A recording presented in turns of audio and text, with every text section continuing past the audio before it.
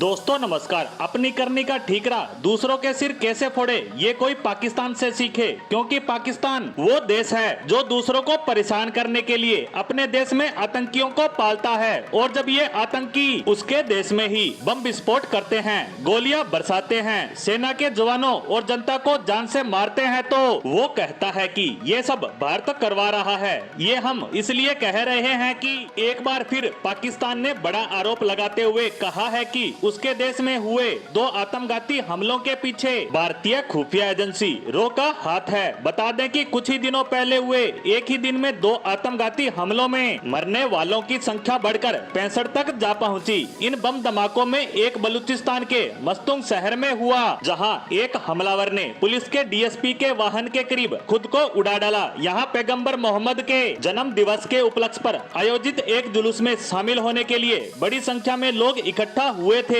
इसके कुछ घंटों बाद ही पाकिस्तान के एक और इलाके खैबर पख्तूनख्वा के हांगू शहर में मस्जिद में एक और आत्मघाती हमला हुआ, जिसमें कम से कम 2 लोग मारे गए। बलूचिस्तान की राजधानी क्वेटा में पाकिस्तान के अंतरिम मंत्री सरफराज बुख्ती ने दावा किया कि पाकिस्तान में आत्मघाती हमलों में भारत का रिसर्च एंड एनालिसिस विंग यानी रो शामिल है। पाकिस्तान के मंत्री ने कहा कि नागरिक, सैन्य और अन्य सभी संगठन मस्तुंग आत्मघाती बम विस्फोट में शामिल तत्वों के खिलाफ संयुक्त रूप से अभियान चलाएंगे। आत्मघाती हमलों में रो शामिल है, तो वहीं पुलिस ने जांच शुरू करने के लिए एक रिपोर्ट दायर की, जिसमें कहा गया कि आत्मघाती बम हमलावरों के डीएनए का विश्लेषण किया जाएगा। बलूचिस्तान के मदीना मस्जिद के पास मस्तुंग नामक स्थान पर हुए आत्मघाती बम विस्फोट में 60 से ज्यादा लोग मारे गए और इतने से ज्यादा लोग घायल हुए। वहीं खैबर पख्तूनख्वा के हंगू में एक पुलिस स्टेशन में स्थित मस्जिद को निशाना बनाया गया। इस दूसरे हमले में 5 लोग मारे गए, जिसमें कुछ पुलिसकर्मी भी शामिल हैं। इस हमले से मस्जिद की छत नीचे आ गिरी, जिससे 1 दर्जन से ज्यादा लोग घायल हो गए।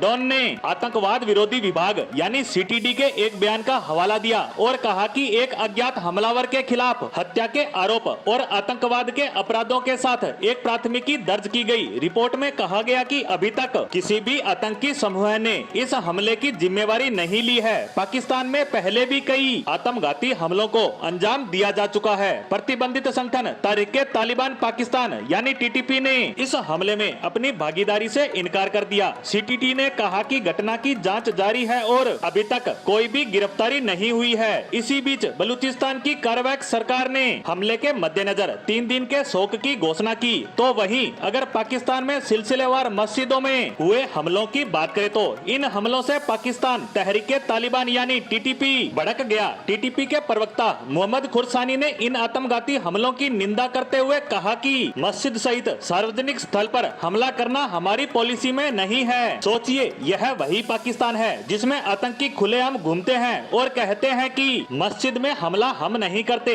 देश में आतंकी इस तरह खुल्लम खुल्ला स्टेटमेंट देते हैं और पाकिस्तान की सरकार और सेना कुछ नहीं कर पाती और उल्टा भारतीय एजेंसी रो पर आरोप लगाए जा रहे हैं। खैर, पाकिस्तान तो भारत का नाम लेगा, क्योंकि इन आतंकियों से भारत सबसे ज्यादा परेशान रहा है और अब ये हमारी सेना के डर से हमारे देश में आने की हिम्मत नहीं कर पा रहे और अपने ही देश को निशाना बना रहे हैं। खैर, यह सब तो पाकिस्तान के साथ होना ही था। उसके पाले आतंकी उसे ही काटने लगे हैं और वह नाम ले रहा है भारत का, क्योंकि पाकिस्तान हमेशा से ही अपनी गलतियों के लिए दूसरों को जिम्मेदार ठहराता आया है। इसी के साथ पाकिस्तान पर आई इस खबर पर हमारी आज की पोस्ट को यहीं समाप्त करते हैं। धन्यवाद।